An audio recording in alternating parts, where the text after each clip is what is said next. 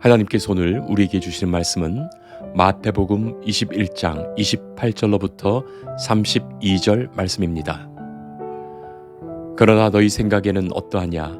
어떤 사람에게 두 아들이 있는데 맏아들에게 가서 이르되 오늘 포도원에 가서 일하라 하니 대답하여 이르되 아버지 가겠나이다 하더니 가지 아니하고 둘째 아들에게 가서 또 그와 같이 말하니 대답하여 이르되 실소이다 하였다가 그 후에 뉘우치고 갔으니 그 둘 중에 누가 아버지의 뜻대로 하였느냐? 이르되 둘째 아들이니이다. 예수께서 그들에게 이르시되 내가 진실로 너희에게 이르노니 세리들과 장녀들이 너희보다 먼저 하나님의 나라에 들어가리라. 요한이 의의 도로 너희에게 왔거늘 너희는 그를 믿지 아니하였으되 세리와 장녀는 믿었으며 너희는 이것을 보고도 끝내 뉘우쳐 믿지 아니하였도다. 아멘. 엄마 개구리가 죽기 전에 자신의 무덤을 강가에 만들어 달라고 유언을 남깁니다. 자식 청개구리가 모든 말에 반대로만 행동하니 강가에 묻어달라고 하면 반대로 산에 묻을 것이다. 그렇게 생각했던 거예요. 그런데 동화 속의 그 청개구리는 생애 처음으로 엄마 말을 듣고 강가에 무덤을 만듭니다. 그리곤 비가 올 때마다 무덤이 떠내려갈까봐 운다는 이야기죠. 성도 여러분, 왜 우리는 살면서 하나님의 기뻐하시는 뜻과는 달리 그 뜻에 불순종하면서 살까요? 정말 하나님의 뜻을 몰라서 그럴까요? 아니면 뜻을 알지만 그 뜻을 지킬 마음이 없는 것입니까?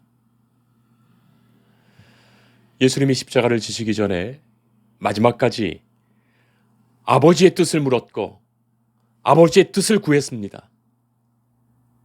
예수님은 진정으로 하나님의 뜻을 이루기 원했습니다. 그랬기에 하나님은 당신의 뜻을 보여주셨고 예수님은 그 뜻대로 행하셨습니다. 성도 여러분, 여러분은 하나님의 뜻을 진정으로 구하십니까? 그리고 그 뜻대로 살고 싶으십니까? 그리고 그 뜻을 살아가십니까? 우리가 잘 아는 재밌는 예화가 있지요. 한 신부님이 시골길을 차로 여행하는데 마침 공교롭게도 두 수녀님 사이에 앉아 가시게 되었다는 거예요.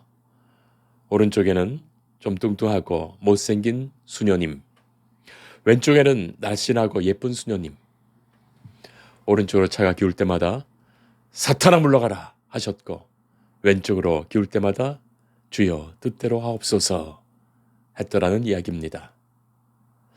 어쩌면 우리가 하나님의 뜻 말로는 많이 하고 귀로도 많이 듣지만 정작 우리는 하나님의 뜻을 별로 기뻐하지 않고 듣고 싶지도 않은 것이 아닙니까?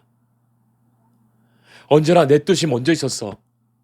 그 뜻대로 살려는 마음 때문에 하나님의 뜻이 있어도 들리지 않고 별로 들으려 하지 않는 것은 아닐까요? 오늘 성경 말씀은 다소 논쟁적입니다.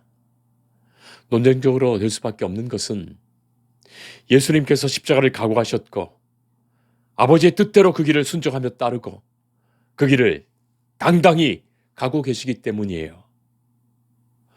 불확실한 마음으로는 부딪히지 않습니다. 이것도 좋고 저것도 좋은 사람은 별로 싸우지 않지요. 다툴 것도 없습니다. 주장하지도 않습니다. 그런 사람은 대체로 마음 좋은 사람, 착한 사람, 괜찮은 사람이라고 하지요. 재밌기로는 교회에서도 그런 목사님을 좋아한답니다.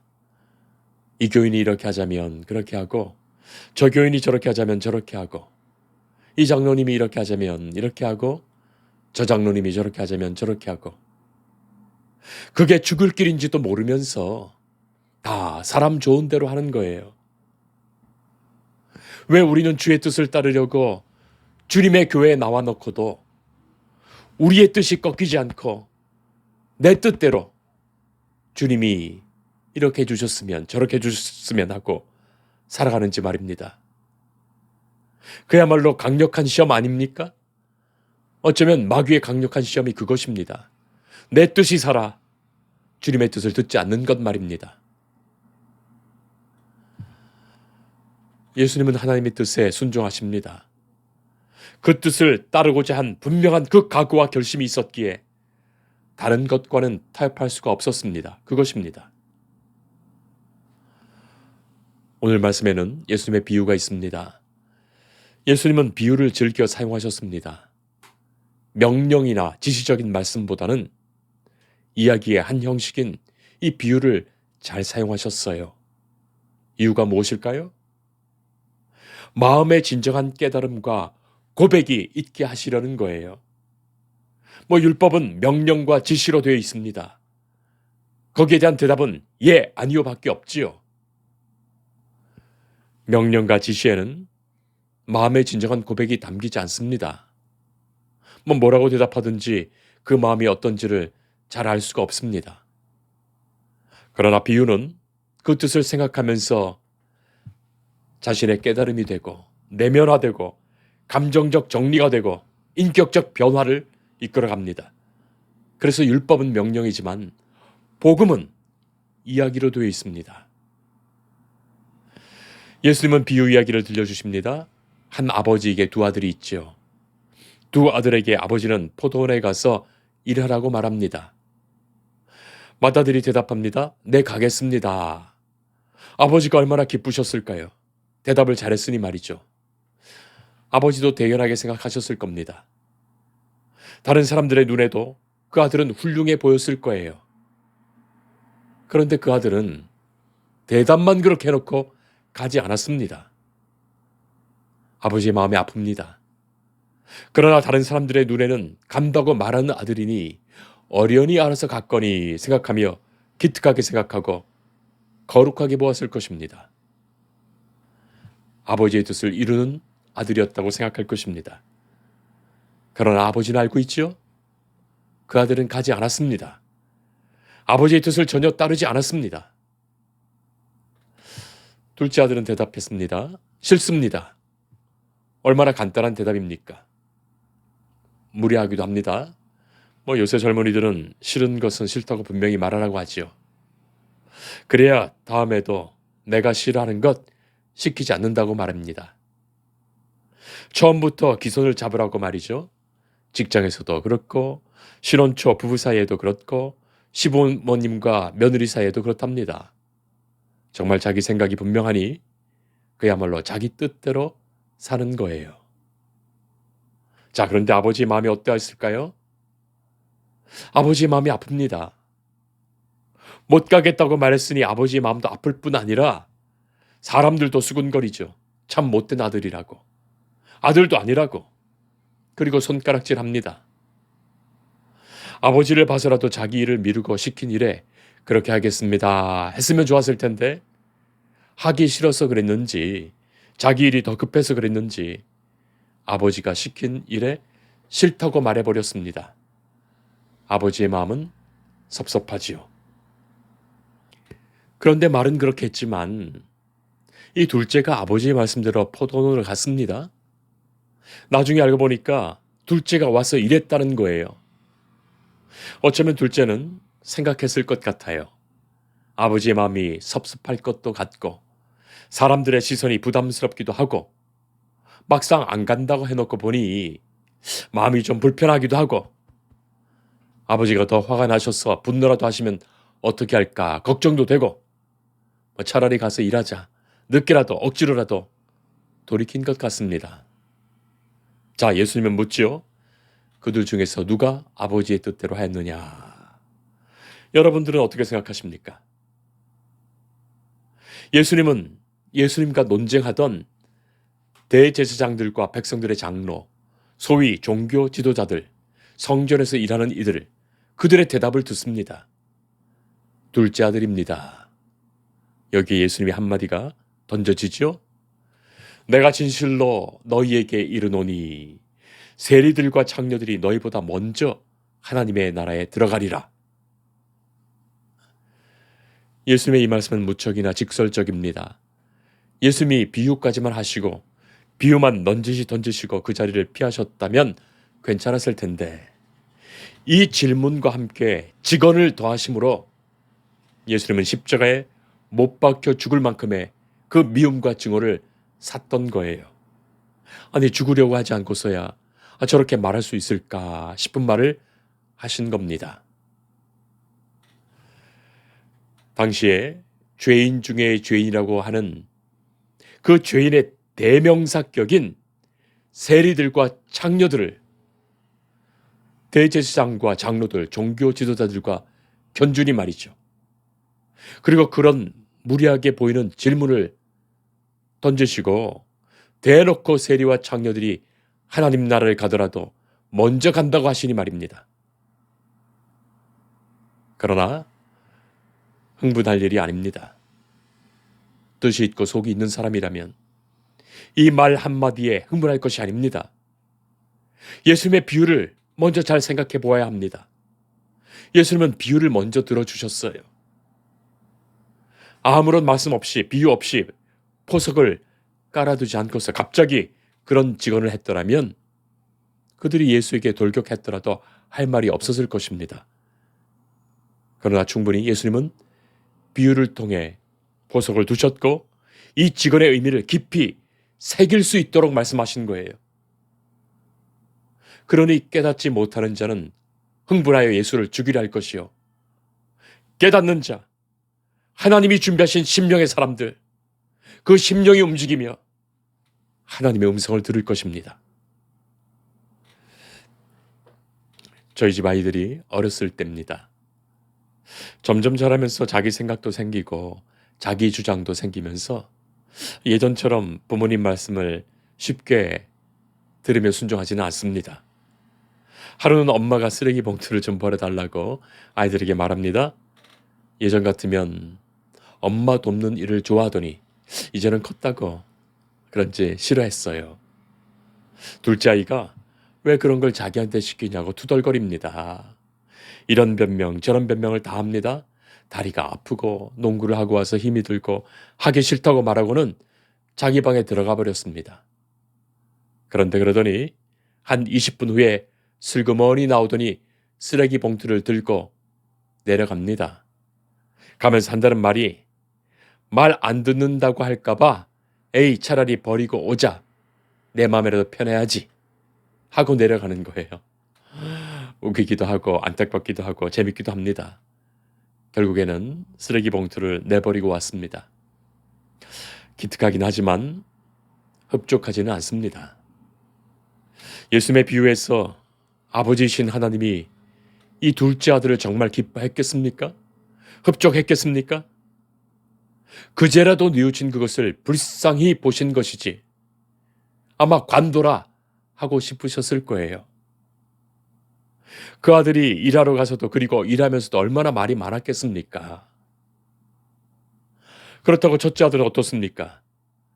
잘 대답해서 얼마나 기쁘셨을까요? 그러나 가지 않았어요. 왜 가지 않았을까 이해하려고 생각도 하십니다. 도저히 어쩔 수 없는 일이 생기지는 않았을까? 뭐 갑자기 병이라도 난 것일까? 못 갔더라도 무슨 이유라도 있겠지. 아버지는 많은 생각을 하셨을 거예요. 그러나 그 아들은 뜻대로 행치 않았습니다. 결국에는 뜻을 저버렸습니다. 그런데 자기가 무엇을 잘못했는지도 모릅니다. 더구나 사람들은 효자라고 칭찬하니 말이죠. 보이는 사람들에게 칭찬받으니 말입니다. 성도 여러분, 저는 분명히 말씀드립니다. 셋째 아들이 하나 더 있었으면 좋겠습니다. 기꺼이 예 하겠습니다 대답하고 이왕에 하는 것 즐겁게 아버지의 일이 나의 일이다 생각하면서 말씀하시는 그대로 따르는 아들 말이죠. 아마 그 아들의 아버지는 제일로 좋아하시고 기뻐하시고 나중에 그 포도원도 그 아들에게 물려줄 거예요. 그러나 애석하게 셋째 아들 이야기는 없지요. 종교 지도자들이 보기에는 예수님 곁에 이 둘째 아들 같은 세리인 마태도 있고 예수님 가까이 섬기는 창녀 마리아도 있습니다. 종교 지도자들이 예수님의 제자인 그들을 쳐다보았을 것입니다. 마태복음을 기록하고 있는 마태가 바로 세리 출신이었기 때문에 아마도 이 장면과 이 말씀을 똑똑히 기억했을 겁니다. 다른 공간 복음서에는 이 비유가 없어요.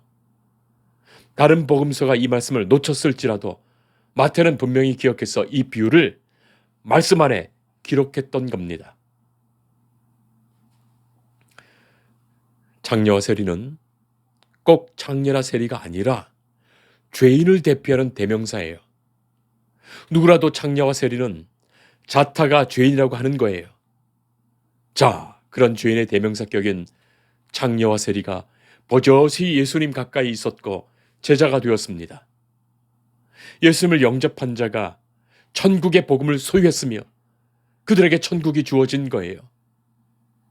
처음에는 하나님의 뜻을 생각하지도 못하다가 이제라도 하나님 뜻 앞에 나왔습니다. 자, 그 뜻을 따르고 순종하다 보니 하나님의 뜻이 얼마나 소중하고 복된 것인지도 알게 된 것입니다. 그들이 먼저 얻은 하나님의 나라입니다. 회개하고 돌아온 이는 하나님의 나라를 얻게 됩니다. 첫째라고 기회가 없는 것이 아니에요. 뉘우치고 돌아와야 합니다. 그래서 세리들과 창녀들이 먼저 들어갔다고 했지 그들만 들어간다는 것이 결코 아닙니다. 예수님은 회개하라 천국이 가까이 왔다 라고 외치셨어요. 하나님 나라의 복음을 선포하셨습니다. 누구라도 진정으로 회개하고 하나님의 뜻 앞에 나온다면 그에게는 기회가 있습니다. 귀 있는 자가 들어야 합니다. 아버지의 기뻐심 앞으로 진심으로 뉘우치고 돌아가야 합니다. 거기에 구원의 은혜가 있습니다. 오늘날 교회된 우리 성도들은 셋째 아들 되어야 됩니다. 예수님이 아버지 뜻에 예 대답하셨고 그 뜻대로 그대로 순종하심처럼 그리하여 아들이 말하고 행하는 것을 보고 과연 그 아버지의 그 아들이다. 과연 그 아들이니 그 아버지시다. 할 것처럼 말입니다. 예 대답하며 감사함으로 감당하는 그들이 교회예요.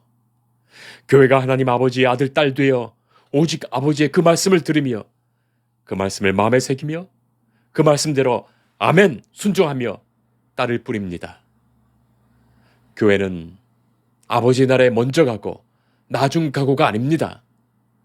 교회는 이미 하나님 나라를 사는 하나님의 백성, 하나님의 자녀들이에요. 아버지의 나라가 그들의 심령에 임하여 있는 것입니다. 기도하겠습니다. 하나님 감사합니다. 우리의 삶에 하나님의 기뻐하시는 뜻이 이루어지게 하옵소서. 예수님의 기도처럼 하늘에서 아버지의 뜻이 이루어짐 같이 이 땅에서도 우리의 가정과 내 삶에 우리의 교회에 아버지의 뜻이 이루어지기를 기도합니다. 우리가 진정으로 주의 뜻을 구하는 마음에서 그 뜻을 이루는 삶을 기뻐하며 순종하여 행하게 하옵소서. 그래야 주님의 뜻이 내 삶의 뜻이 되게 하옵소서. 예수님 이름으로 기도합니다. 아멘.